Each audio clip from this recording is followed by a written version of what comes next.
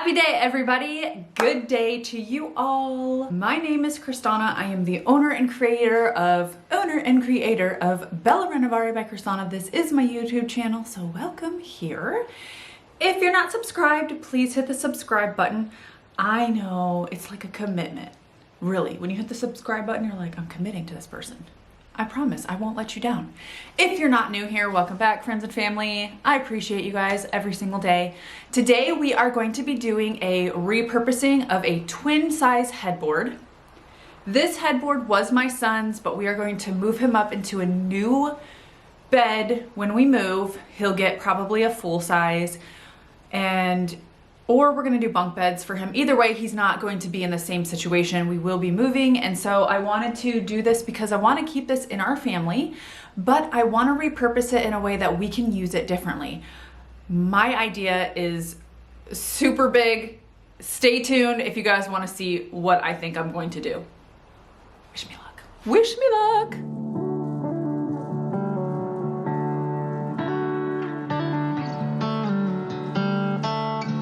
All right, so this is a headboard and footboard that was gifted to me a long time ago by one of my friends, and she wanted me to do whatever I wanted with it, and I didn't do anything with it for a really long time. And then I decided to do this headboard for my son, which is a metallic paint. We were gonna do the footboard, but I didn't have a way to attach it, and so I was like, oh, why did I start painting that? So this is painted, but we only used the headboard for a long time. It is very tall. So I'm gonna walk you through what my vision is for this process. Okay, so here's the headboard. If you see me, I'm standing next to it, and I'm 5'3", so it's fairly tall. I'm gonna use this as, I'm gonna create almost like a sideboard buffet that I can put my blankets in. We love our blankets in my house. We love, love, love them. And right now we have an old buffet, an old Art Deco buffet that we use as a TV stand, and we use it to hold all of our blankets. But I thought, how awesome would it be to have this small kind of statement piece that also holds the blankets, and then if we decide to change what we're putting our TV on, or we hang it on the wall when we move, it won't be that big of a deal. So here's the piece.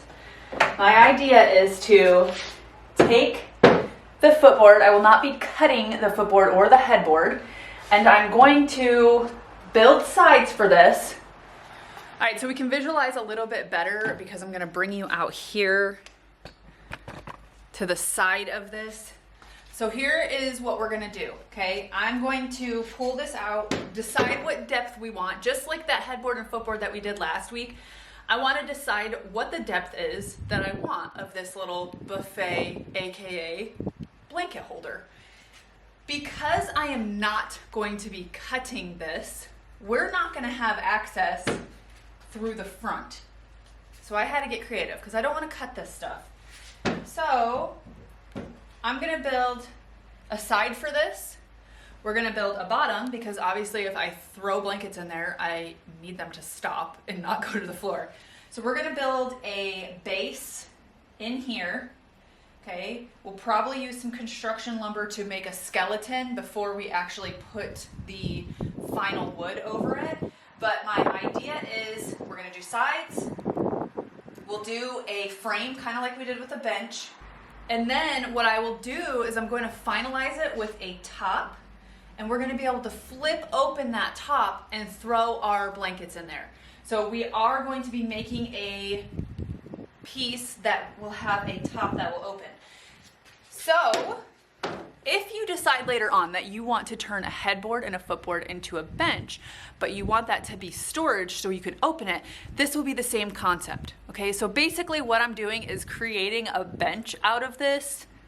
The same concept, except it's not really a bench because you're not gonna sit on it. But we're gonna do the frame and do all the things so that we can put stuff in it, just like we did the last bench. So if you guys did not see that video, I'm gonna pop it up right here. But we're going to really turn this into something, keep it in my family, make it a statement piece. It's gonna be awesome. Let's get started.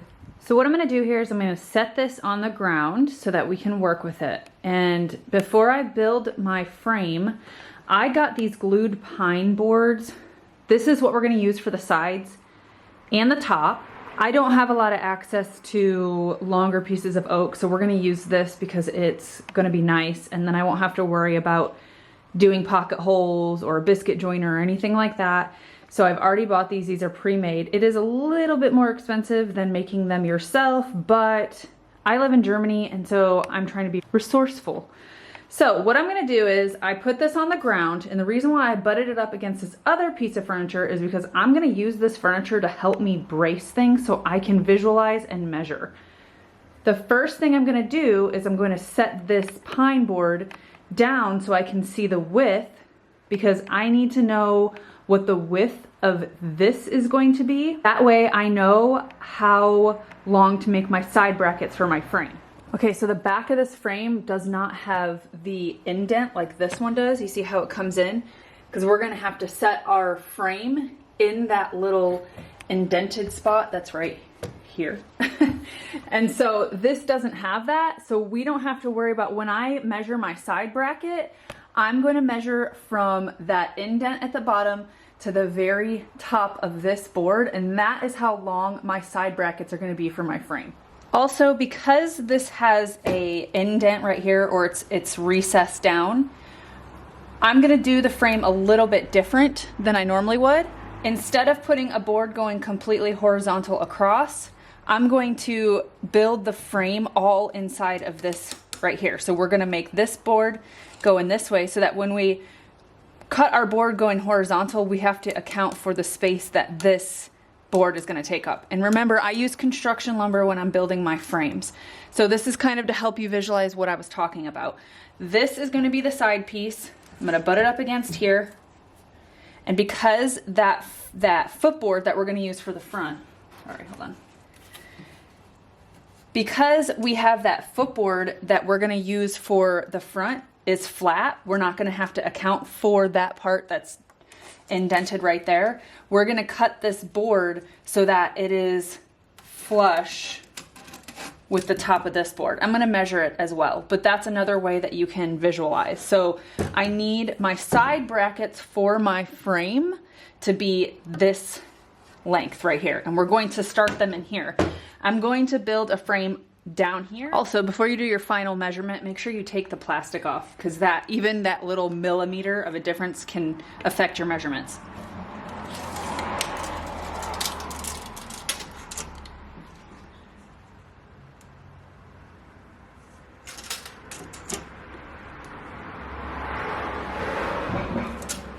So that's roughly 16.5. And I'm going to write that down. We're gonna remeasure. Obviously we measure 3 times, and it's on there pretty good. So right where I measured and where I did this line, it's pretty accurate. But you still wanna do double measuring, because you never know. Because you don't wanna cut your lumber and then you're gonna have to buy new lumber. You cannot, once you cut your lumber, you cannot make it bigger. I'm gonna cut the side brackets. They're gonna be all the same length, and I'm gonna cut the side brackets so that I have one for each side on the bottom. So we're gonna cut this with my miter saw, and then we are going to measure out the horizontal brackets that will go on our frame. I started cutting the construction lumber boards with my miter saw so that I could start building the frame, the bottom frame for this buffet blanket holder. Once I'd cut the side brackets, I measured the center so I knew how long I needed my back piece to be that goes to this frame. So I am measuring the space in between the 2 boards, so that way I know exactly how much I need to cut. So what I did is I went and cut it, and now I'm gonna dry fit it. So we're gonna dry fit that horizontal piece to the side pieces, and it fits perfectly. So we're gonna start assembling this. I do wanna say that I cut 2 boards to this size because we need to assemble 1 to the front as well. What I'm going to do here is I'm going to create some recessed holes so that way I can screw them into each other. So I'm going to put these at the end of the side pieces for the frame, and I'm going to use wood glue. I like the Titebond wood glue, and I'm going to apply the wood glue to the end of the board, and that way we can glue and screw. So this is the back piece on the floor, and now I'm putting the side piece up to it, and I am going to screw that into there.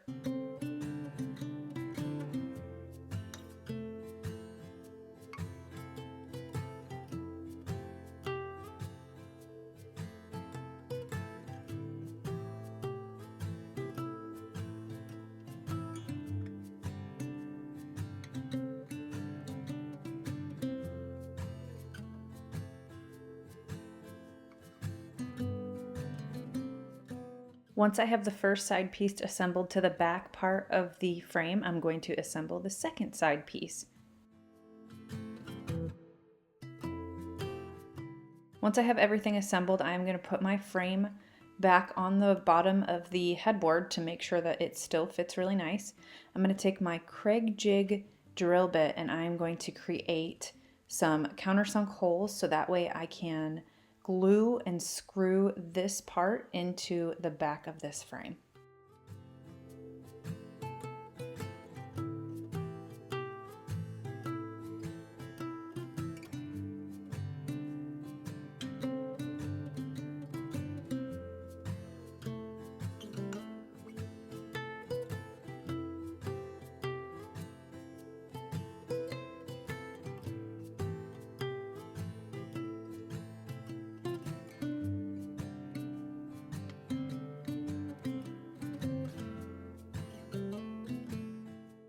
I'm going to add the last board to this frame, and this is the one that goes in between in the front.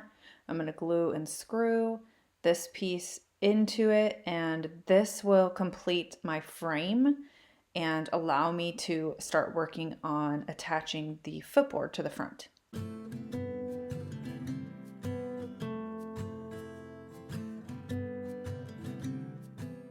When you're working by yourself, you have to get a little creative sometimes. And so I brought the headboard with the frame attached to it inside where I knew that the floor was level, and I used a box and I'm using pieces of wood to get it level before I attach the footboard to this.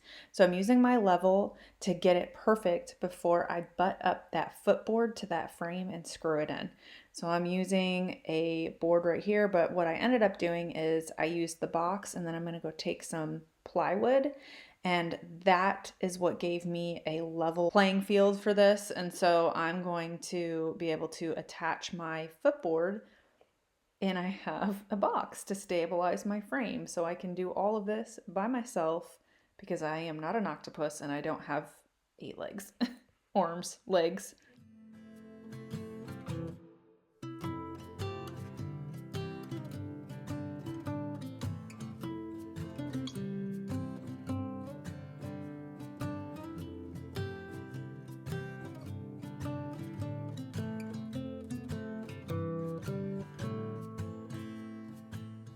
Now that it is level, I am going to go ahead and bring the footboard in and butt it up against that area. So I'm going to just double check, make sure that it's still level before I screw it in. I did create a few countersunk holes with my drill bit in the front, and now I'm taking my 3-inch construction grade wood screws and I'm going to use those to screw the footboard to the frame, because I need this to be as strong as possible, and so that's why I am using these 3-inch construction screws.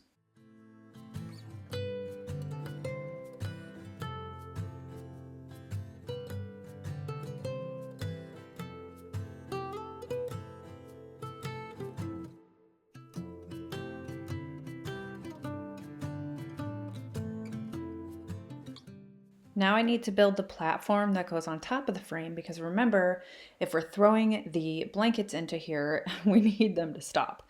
So I'm taking 1x4s and I'm going to just put those across going horizontal. I know I'm going to put 5 on here, and there is a little bit of a space, but I don't really care about that. It's going to be the inside. As long as it's going to stop my blankets, I'm okay with there being a little bit of space.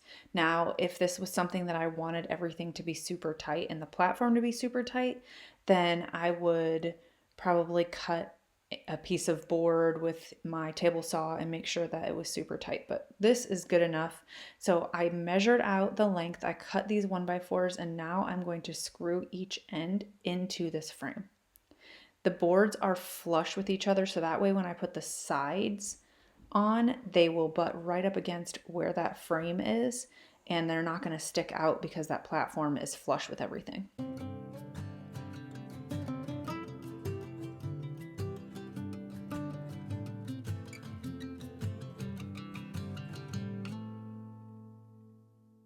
The next thing I'm going to do is measure the sides. So I'm going to actually take the measurement from the footboard, and that is how long I am going to make these sides, because I want everything to, I want it all to look nice and cohesive. If I made the sides too long, you'd be able to see those side skirts underneath where the front of the footboard is. And so I want everything to be level and the same width as each other. So I'm using my construction T-square after I measured, and I'm making straight lines, and I am going to cut this with my miter saw. And you're going to see why I like this miter saw, because it has the telescopic capabilities. And so I can use this board, I can put it on there, cut it, and I can pretty much cut almost the whole thing, and then I can flip it and I can finish cutting it. You could do this. You could use a table saw, you could use a circular saw if you want. I just didn't want to pull everything out. I already have enough tools out, and I have a really small work area, and so I've done this plenty of times. What you're going to do is you're going to flip this board around, and you're going to take your blade. You're not going to pull the trigger. You're just going to take your blade, pull it down, straight down, and you're going to match it up against where the line is. Put your blade down to where it goes down, push the blade back, and then just go straight down. And that will cut your board for you. I'm going to pull my sideboard up so it's even with the footboard, the top of the footboard. And then I'm going to mark a line so that I know where I need to put it back. Because what I'm going to do is I am going to make pocket holes in this piece of wood, and I'm going to attach these side skirts with my Kreg Jig pocket holes. Okay, so I bit the bullet and I invested in a Kreg Jig 720 Pro.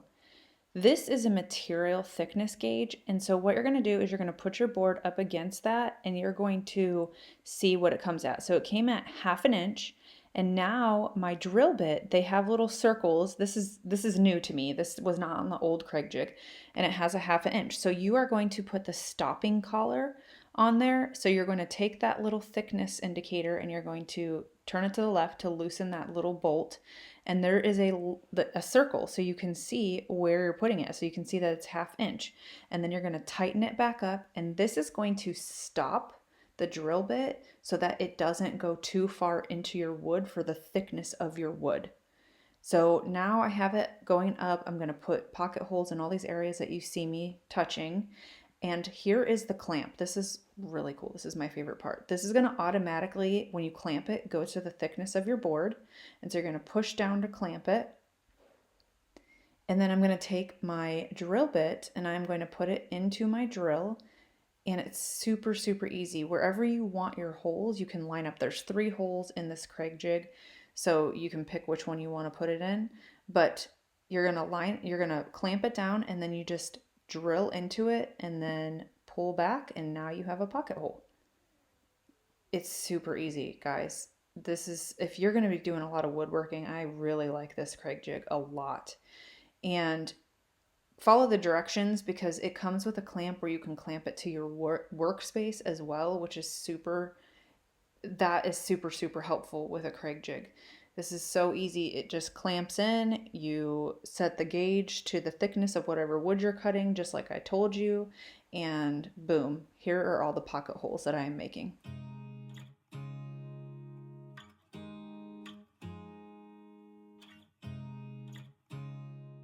Once you have made all your pocket holes, it is time to assemble the sides. So my little helper and I are going to assemble it. So I'm going to glue that frame, and that way we can glue and screw it. And I'm going to line up that line that I drew on there before. Remember, we drew that line and it had the arrows that said up.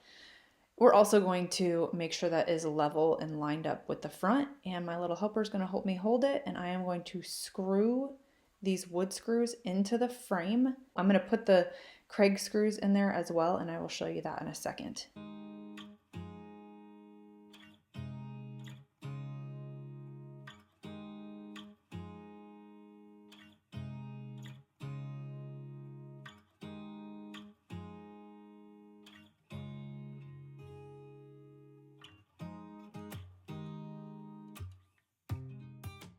Now I am inserting all of my Kreg Jig pocket hole screws, and these are going to go into the headboard and the footboard, and this is going to just make this piece even more sturdy.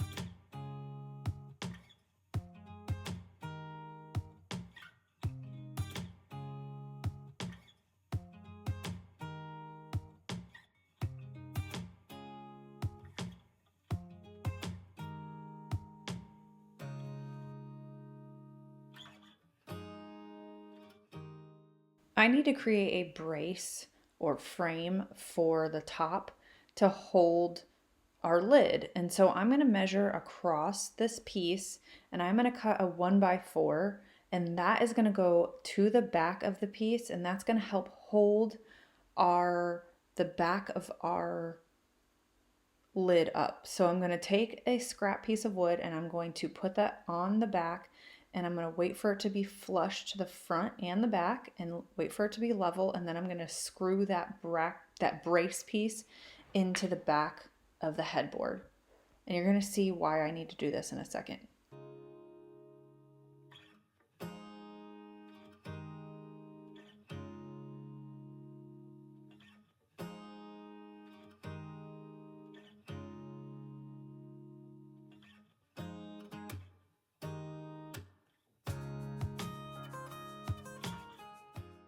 So because the lid is going to go over and sit on the top of that footboard in the front, that is going to act as a frame. So the sides that we put in and that front on the footboard, that's going to be a frame.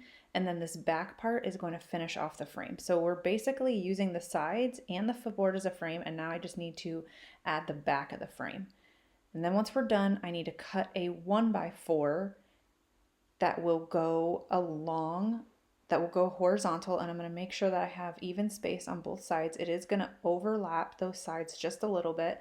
I'm going to make sure that the distance that it overlaps is the same on both, and then I'm going to cut that 1x4, and we are going to etch out area. So we're going to use the speed square that someone had suggested last time, and I'm going to push that speed square to the back, and then I'm going to pull it to my wood because that's going to tell me how deep that is and how much I need to cut off. And then I'm also going to take the speed square and I'm going to just butt it right up against that back part, and that's going to tell me exactly where it needs to be cut as well. So now I know how deep it needs to be cut, and now I know at what area it needs to be cut. And I'm going to cut that out, and that is going to help it butt right up against that back part. I'm going to use my jigsaw to notch that out, cut that out. Just go carefully, and so that way you don't overcut it. And this will help cut out that part of the wood, and we can fit it and make sure that it fits nice. So I'm going to be putting a hinge on this, and that's why I need a 1x4 to the back, and then we're going to use that glued pine board, and we are going to attach those two together with this hinge. So you can see right here, it is perfect now. When we used our speed square, it was a little bit faster, so thank you for the recommendation of using that. And now we are going to attach our lid to this, but obviously our lid does not fit. So we are going to have to notch out those areas on the glued pine board lid as well. So we are looking to see, okay, we're going to butt that right there. We know that that's where it needs to be cut because I have put it right up against that little area that's popping out. Once I make the mark on the side, I'm going to continue that line to the top so that I can see it when I cut it. And now I'm going to take it over to the side. I'm going to do the same exact thing so that I know how thick I need to cut it. So this will help me know what the thickness is of that little ornate piece that pops up. So I'm going to mark this, and then I will end up cutting these notches out with my jigsaw as well. We are going to be putting what is called a piano hinge on these boards to connect them.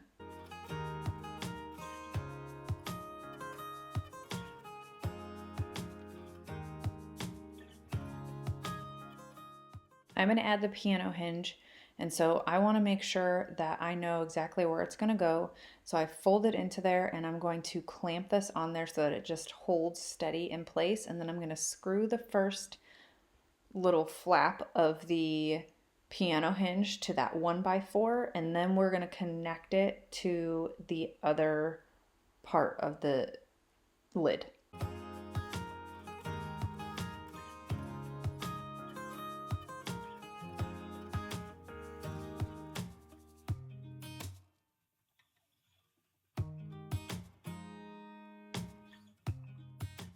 Once you've screwed the first part down to the 1x4, you're going to add this to the front part of the lid. So we're going to make sure that they are together, and I'm going to clamp each side together, because what you're going to do, what I did before is I tested to make sure that I had it the right way. So that way when it's sitting down, the door will actually open, the lid will actually open. So I am clamping these together, and I'm going to screw the other part of the hinge to the bigger part of the lid, and this is what's going to allow us to open and close our lid.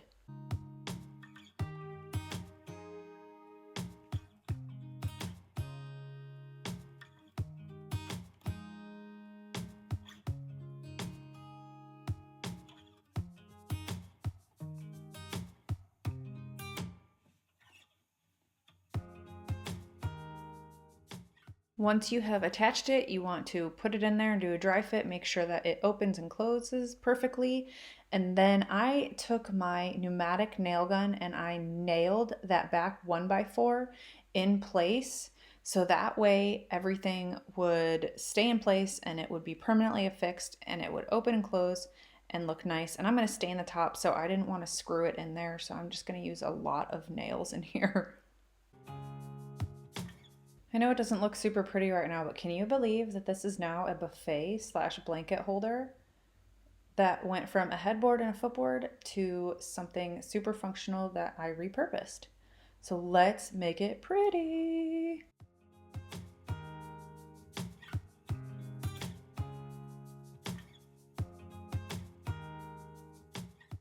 I'm going to fill all the screw holes that I had in the front and on the sides with a 2-part wood filler.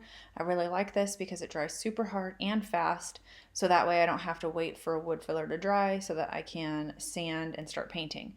So 2-part wood filler has a hardener that you want to put into the filler that you pull out of the can, and I always fold it into each other, and then you have about 10 minutes to work with it before it starts drying. So you want to work fairly quick and don't over mix. So you can always add a little bit more, but if you over mix it, it's going to dry and you're going to waste it. So I'm going to push that wood filler into the holes, and then I'm going to spread it on almost like I'm icing a cake.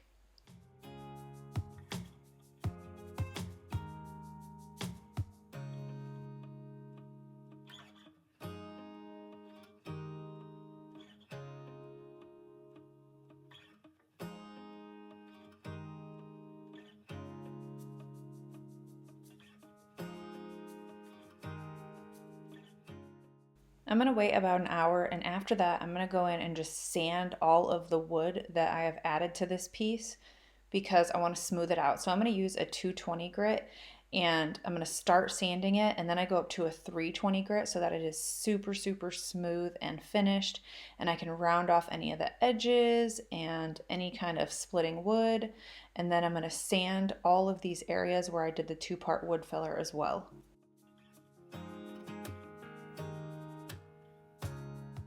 Once I'm done sanding, I dusted it all off with my dusting brush, and now I'm going to clean the entire piece with Dixie Belle's White Lightning.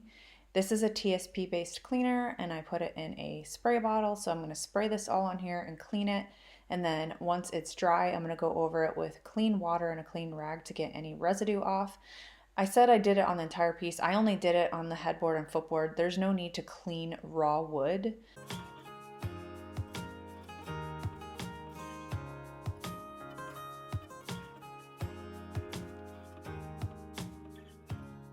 I really wanted to add something special to this, so I'm going to be using Would You Bend moldings. And what you need is you need a heat gun, or you can use a hair dryer. And once you heat it up, it becomes flexible. Once it cools, it's not flexible anymore. It hardens back up. So I'm going to heat it up So that way I can butt it up against the area that I want to use it in so I can make sure that it's going to fit and I can put it down flat. You want to do this first and fit it and make sure that it's flat to your piece. So I'm going to cut this with a razor, and then I'm going to go in with my Titebond wood glue and I'm going to add my wood glue onto here, and I'm going to put it up against the area. So I'm doing this right along the bottom, so almost like a border. And once I have my wood glue, I'm going to spread that wood glue on there, and then I'm going to stick the piece on there, and I'm going to heat it up with my heat gun, and then I'm going to tape it in place.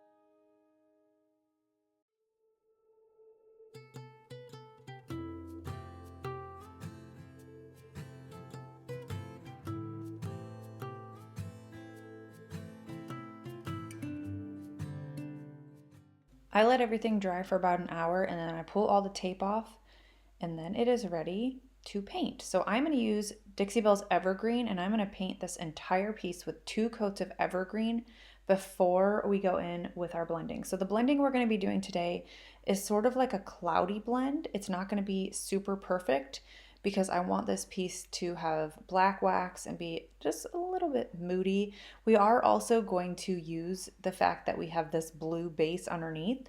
So we're going to distress it and allow that blue to show through. And then I'm also going to take some Cobalt and I'm going to do kind of like a wash in some of the areas, and that way we can create some accent areas so that we have a couple colors. So now we're going to blend, and what I'm going to do is I'm going to mist the surface first. Now that we have 2 coats of dried evergreen, I'm going to take Palmetto, which is a darker green, and I'm going to outline all of the areas. So I'm going to outline the side, and then you see the indented area. So I'm using this as a shaded effect on the outside of most of these areas. So you're going to see me add this Palmetto in here all over the side of this piece first.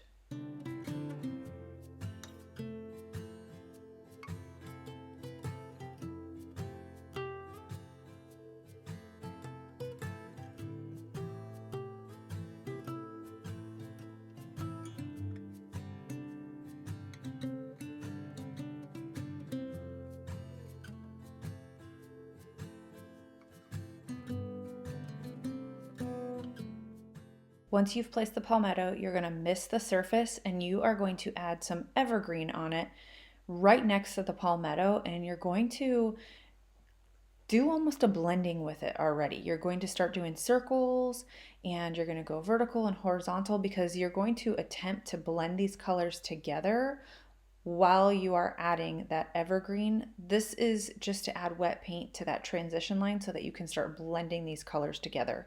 So right now I am just dipping my brush in, adding a little bit of paint at a time, and I'm going to mist the surface when I feel like it is kind of drying up and my paint or my brush is sticking. And so I'm using this and I'm going across and I'm going to go vertical and diagonal and in circles, and I am attempting to blend the Palmetto and the evergreen together right now.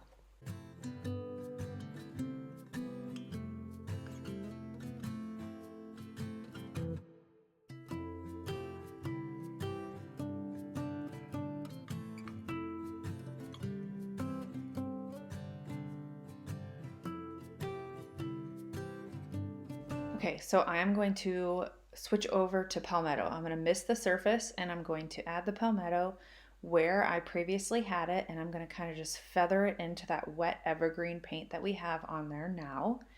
And this is going to allow me to blend these colors in even more.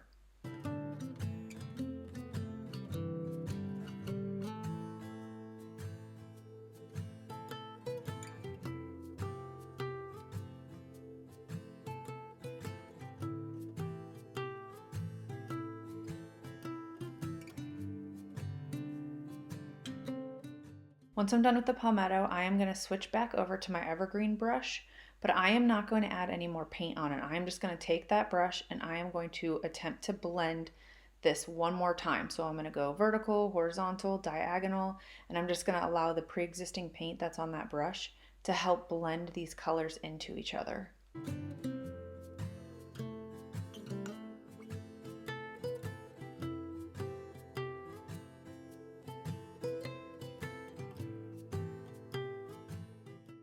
Now I'm going to add the lighter color, which is a highlight, and it's Mint Julep. And I'm going to add this to the center of each section. But I'm only going to work in sections because the white or the lighter colors, this isn't white, this is a green, like a light green. If you add the white over to the other area and you let it dry, it's a lot harder to blend it in. So only work in sections when you're doing the lighter colors. So I'm going to mist the area and I'm going to add just a little bit of that Mint Julep on there.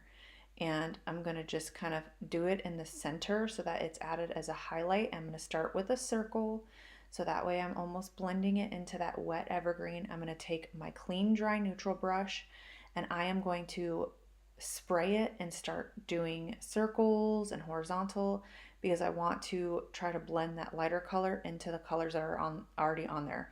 So you may need to clean your brush off a few times because that lighter color will take over. So clean your brush off and then blend it again, and this will help you just feather everything together so that you have that highlight, you have that shading, and then you have that evergreen in there. And I'm going to continue to do this on the entire piece, but in those sections below as well.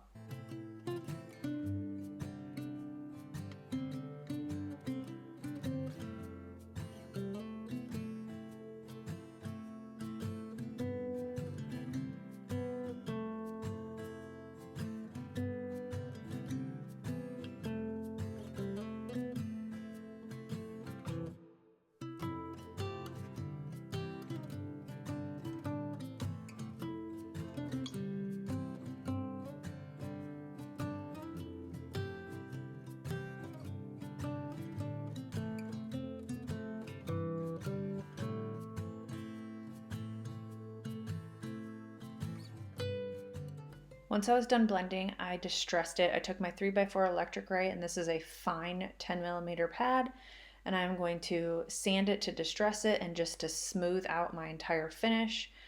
Someone asked me why I distress everything.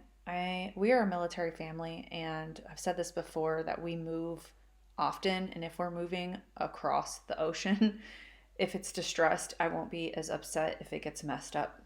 I'm taking Cobalt, which is a bright blue, and I am adding it to the corners and to the little edges, and I'm doing kind of like a dry brush on this. You don't want to add too much paint, and this is just going to add accent colors to it. And then what you're going to do is you're going to wipe it back.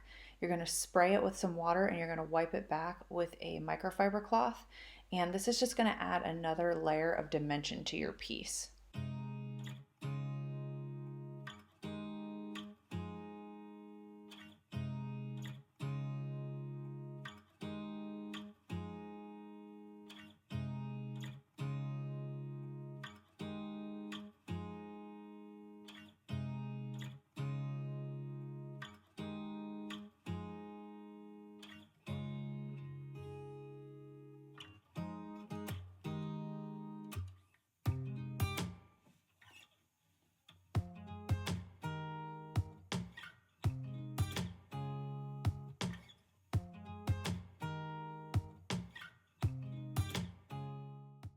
I'm going to add Easy Peasy Spray Wax, which is a clear wax, to this entire piece.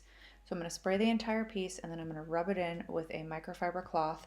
This is going to seal my entire piece, but what this is going to do, because I am going to be using black wax, is it's not going to allow that black wax to soak into the paint as much, and I'll be able to wipe it back more. So now I'm taking Best Dang Wax in black and I am going to apply it to the entire piece, but I'm going to make it thicker in the areas where I put the blue, and that way we can add even more of a shading effect.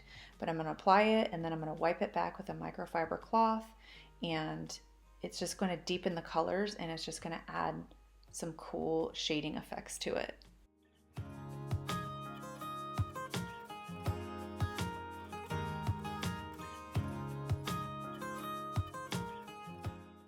top is gonna get stained with Voodoo Gel Stain in Tobacco Road. It's a water-based stain, and I am going to add it to the surface, and then I'm gonna take a application pad and I'm gonna go with the grain, and I am just going to apply this on here. I'm gonna allow it to dry thoroughly for a few hours, and then I'm going to seal it in with Dixie Belle's Gator Hide, which is also a water-based sealer.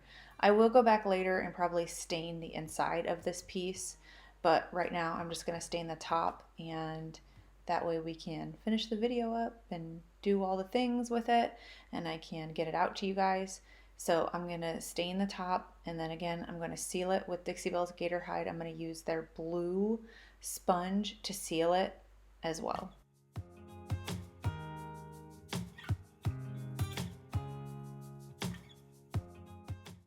When I stain the top with the blue sponge and Gator Hide, I always go with the grain, so that is what I'm gonna do. I'm gonna make sure that the sponge is flat to the surface, and I am going to just pull it down in one direction. If you're gonna go up and down, make sure that you just don't go in the opposite direction. So if you're gonna go horizontal, make sure you stay horizontal. If you go vertical, make sure you stay vertical. So if you start horizontal, don't start pulling this going vertically. Stay with the grain when you're doing this.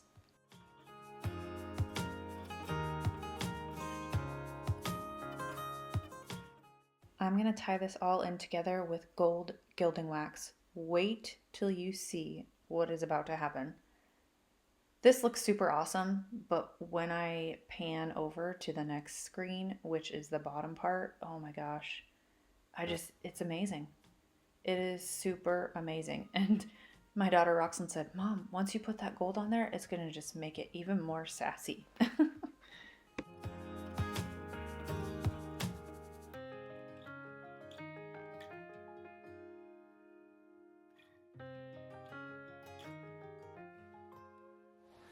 All right, everybody, this piece is done. I hope you like it. Remember, it used to be a headboard and footboard.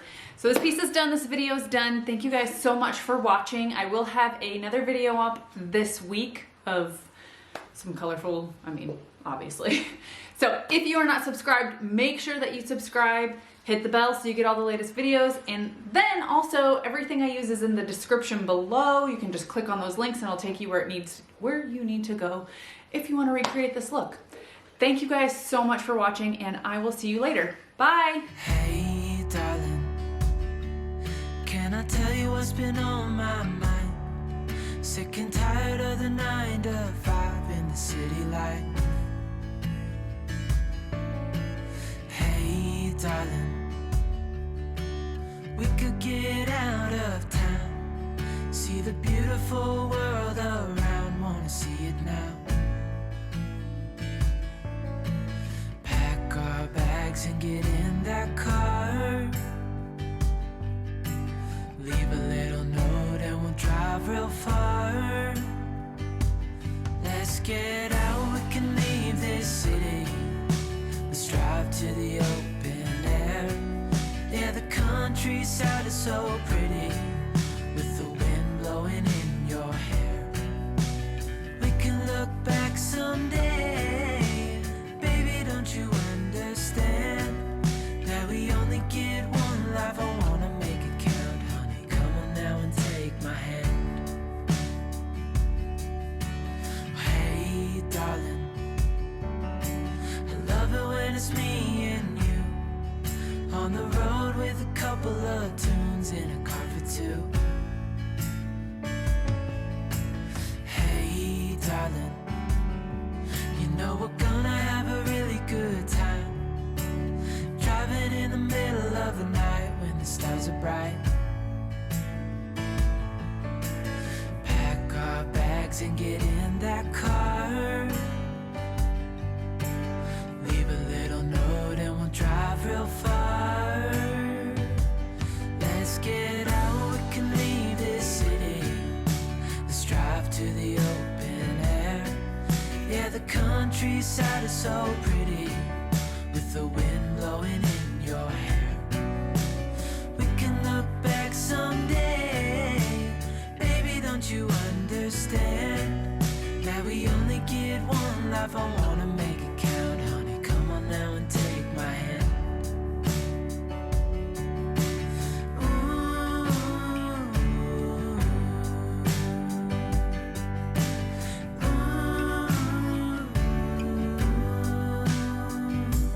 Let's get out, we can leave this city.